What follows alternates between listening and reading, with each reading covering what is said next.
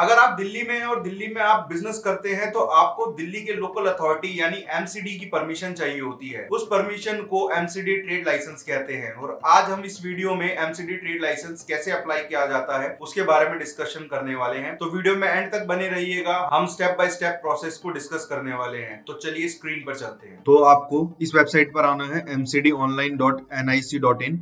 इसका लिंक मैं नीचे डिस्क्रिप्शन में भी दे दूंगा ताकि आप डायरेक्ट लिंक पर क्लिक करके इस पेज पर आ सकें।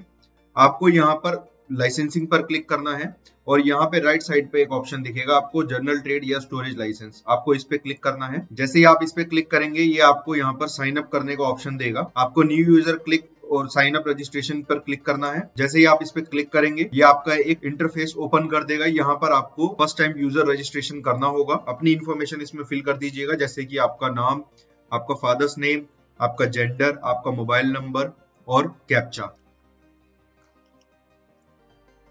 कैप्चा डालने के बाद आपको गेट ओटीपी पे क्लिक करना है। जो भी मोबाइल नंबर आपने दिया होगा उसके ऊपर एक ओटीपी जाएगा, वो ओटीपी आपको यहाँ डालना है और उसको वेरीफाई करना है।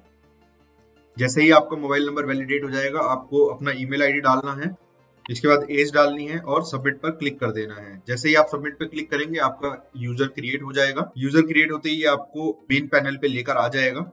आपको यहाँ पर अप्लाई न्यू जीटी लाइसेंस यानी कि जर्नल ट्रेड लाइसेंस पर क्लिक करना है और इसके बाद इसको फॉर्म को फिल करना स्टार्ट कर देना है। फर्स्ट फेज में ये एप्लीकेंट डिटेल मांगता है। इसमें आपको जो भी ऑथराइज पर्सन या प्रोप्राइटर है उसकी डिटेल डालनी होती है, जैसे कि उसका नाम, उसका फादर्स नेम, उसका डेट ऑफ बर्थ, उसकी पासपोर्ट साइज फोटोग्राफ, उसका address, pin code, email ID, mobile number etcetera.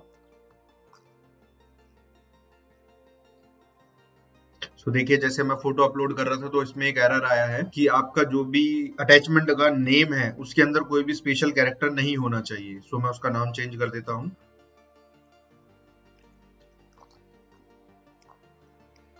Applicant detail डालने के बाद आपको नेक्स्ट स्टेप पर आना है, क्लासिफिकेशन ऑफ ट्रेड। इसके अंदर आपको प्रेमाइसिस का ट्रेड टाइप बताना होता है। हमारा कमर्शियल एरिया पड़ता है, आपका अगर कोई और हो, कम्युनिटी सेंटर या इंडस्ट्रियल एरिया या सीएससी डिस्ट्रिक्ट सेंटर या एनी अदर ऑप्शंस, तो आप उसके अकॉर्डिंग सिलेक्ट कर लीजिएगा। हमारा कमर्शियल एरिया आता है। इसके बाद आता है ट्रेड डिस्क्रिप्शन। ट्रेड डिस्क्रिप्शन की इन्होंने बहुत सारी कैटेगरी दे रखी है, सो आपको इसमें से ही सिलेक्ट करना होता है। अगर आपके पास ऑनलाइन चेक करने का वक्त नहीं है तो हमारे पास एक शीट है, इस शीट को आप देखकर अपने बिजनेस नेचर सिलेक्ट कर सकते हैं। इसमें ऑलमोस्ट 400 प्लस से भी ज्यादा कैटेगरीज दी हुई हैं, 463 कैटेगरीज दी हुई हैं कि किसके अंदर आपका बिजनेस फॉल करता है, या आपको अगर अपना बिजनेस जिस कैटेगरी में फॉल करता है आप उसको डायरेक्ट सर्च भी कर सकते हैं। हमारा कंसल्टिंग में आता है, सो हम उसको ही डाल रहे हैं इसमें। इसके बाद ये कैटेगरी ऑटोमेटिकली जनरल पिक कर लेता है। इसके बाद आते हैं हम ट्रेड प्रेमाइसिस डिटेल पर। एक बात ध्यान रखिएगा, आपको ट्रेड लाइसेंस लेने के लिए यूपीआईसी आईडी होना मैंडेटरी है। अगर आपके पास ये नहीं होगा तो आप ये यहाँ पर नहीं फिल कर सकते हैं, तो उसके अकॉर्डिंग ही मैं इसको फिल करूंगा। तो मैं अभी यूपीआईसी नंबर नहीं डाल रहा हूँ क्योंकि कुछ सर्वर की एरर है जिसकी वजह से मैं जैसे ही नंबर डालता हूँ ये यहाँ पर हैक हो रही है, बार बार वेबसाइट स्टक हो रही है। सो मैं बाकी की डिटेल डाल रहा हूँ, इसको लास्ट में सबमिशन से पहले डालूंगा। फ्लोर सेलेक्ट करने के बाद हमें स्क्वायर मीटर में अपना एरिया डालना होता है कि कितने स्क्वायर मीटर में आपका ये बना हुआ है।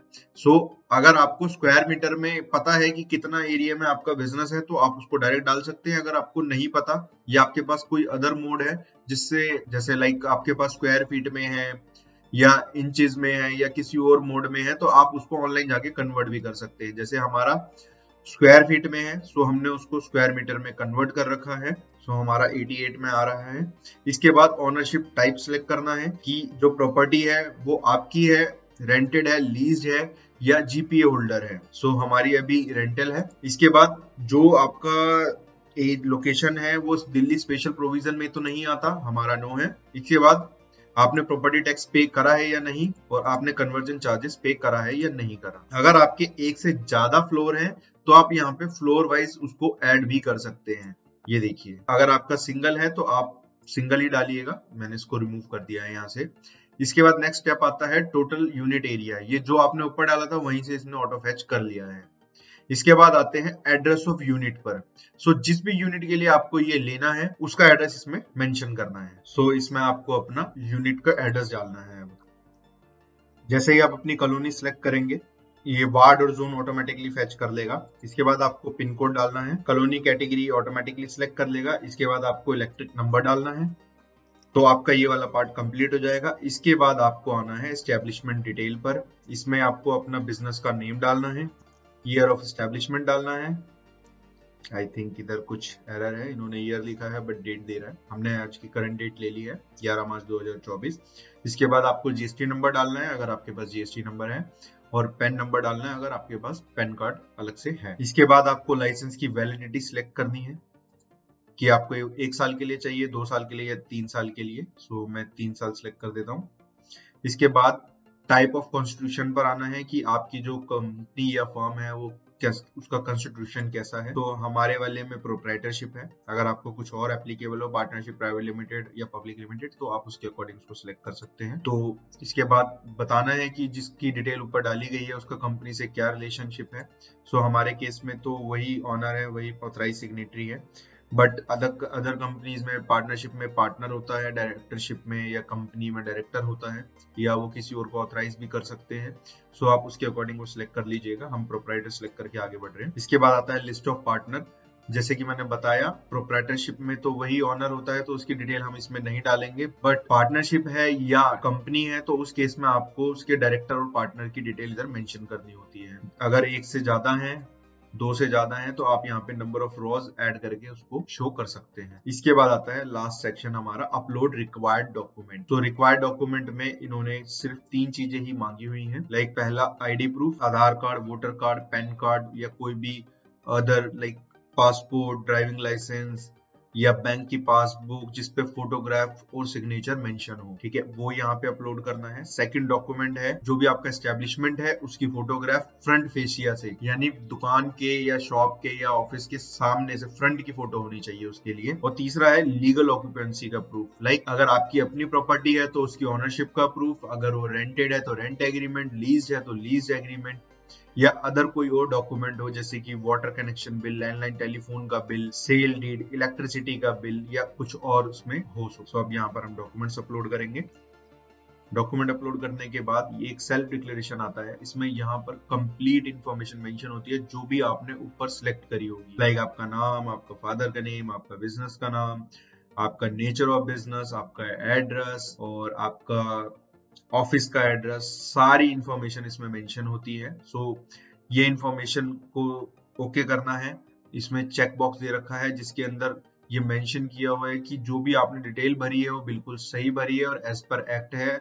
इसमें किसी भी तरीके का कोई गलत इंफॉर्मेशन नहीं है। ऐसा कुछ होता है तो एमसीडी आपके अगेंस्ट कोई भी एक्शन ले सकती है जो भी उनके लॉ में एक्ट में एप्लीकेबल होगा। इसके बाद आपको सबमिट पर क्लिक कर देना है। सो हमारी डिटेल इधर कंफर्म हो गई है। मैंने आपको एक चीज डालने से उस टाइम पे होल्ड किया था, हमने यूपीआईसी नंबर नहीं डाला था। सो वो अब नंबर हम इसमें डालने वाले हैं। यूपीआईसी नंबर पे आपको यहाँ डालना है। जैसे आप यूपीआईसी नंबर डालेंगे ये यूपीआईसी एड्रेस ऑटोमेटिकली फेच कर लेगा। इसके बाद आपको लास्ट में आना है और सबमिट पर क्लिक करना है। जैसे यह सबमिट पे क्लिक करेंगे यहाँ आपको आपका जो भी फॉर्म आपने फिल करा है उसकी इंफॉर्मेशन शो कर देगा। लाइक आपका एप्लीकेशन नंबर, आपका यूनिट का नेम, आपका नाम, आपके फादर का नाम, आपके यूनिट का एड्रेस। इसके बाद जो भी फी इसने कैलकुलेट करी है उसके हिसाब से आपको बता देगा कितनी प्रोसेसिंग फी है, कितनी लाइसेंसिंग फी है, कितना ऑनलाइन कन्वीनियंस फी है और उसका टोटल क्या बन रहा है। अगर आपको एप्लीकेशन अप्लाई करने से पहले जानना है कि आपकी फी कितनी हो सकती है तो आपको मैं एक शीट प्रोवाइड करा देता हूँ, आप इसकी कैलकुलेशन देख सकते हैं। इसके हिसाब से भी आप अपनी फी कैलकुलेट कर सकते हैं। जैसे कि ये कैटेगरी है, ये आपके एरिया के वाइज डिसाइड किया गया है कि आपकी A, B, C, D या H तक की किसी कैटेगरी में फॉल कर रहा हो तो 10 स्क्वायर मीटर तक की फी ये होनी चाहिए, 10 से 20 की ये होनी चाहिए और 21 से 400 स्क्वायर मीटर के बीच में पर स्क्वायर मीटर की फी ये होनी चाहिए। सो इसके अकॉर्डिंग भी आप अपनी फी पहले से ही कैलकुलेट कर सकते हैं। सो इस शीट का लिंक भी मैं आपको डिस्क्रिप्शन में नीचे दे दूंगा ताकि आपको अगर इसकी जरूरत हो तो आप उसका यूज कर सकें। इसके बाद आपको अगर आपको लगता है आपकी एप्लीकेशन सही है तो आपको पे ऑनलाइन पे क्लिक करना है, लेकिन अगर आपको लगता है एप्लीकेशन में किसी भी तरीके का चेंजेस करना है तो आप अपडेट डिटेल पे अभी भी जाके क्लिक कर सकते हैं और उस डिटेल को ठीक कर सकते हैं। मैं यहाँ पे पे ऑनलाइन करूंगा और इसकी पेमेंट कर दूंगा। जैसे ही मैं पेमेंट करूंगा इसकी एक रिसीट जनरेट हो जाएगी। पेमेंट रिसीट डाउनलोड कर लेते हैं, एक्शन पे क्लिक करके पेमेंट रिसीट, और ये आपके डाउनलोड सेक्शन में चली जाएगी। इसके बाद दोबारा गेट लाइसेंस पे क्लिक करना है। अब यहाँ पे आपका ये लाइसेंस आ गया है, आप देख सकते हैं। इसके अलावा जो दूसरा डाउनलोड किया था उसमें आपकी ये रिसीट आ गई है। सो आई होप आपको ये प्रोसेस समझ में आ गया होगा और आपको इसमें समझने में कोई दिक्कत नहीं हुई होगी। अगर फिर भी आपकी कोई क्वेश्चन या क्वेरी हो तो आप नीचे कमेंट कर सकते हैं, मैं पूरी कोशिश करूंगा उसको रिप्लाई करने की। साथ ही अगर ये वीडियो आपको अच्छा लगा तो वीडियो को लाइक करना ना भूलें, साथ ही चैनल को सब्सक्राइब करके बेल आइकन को प्रेस करना ना भूलें।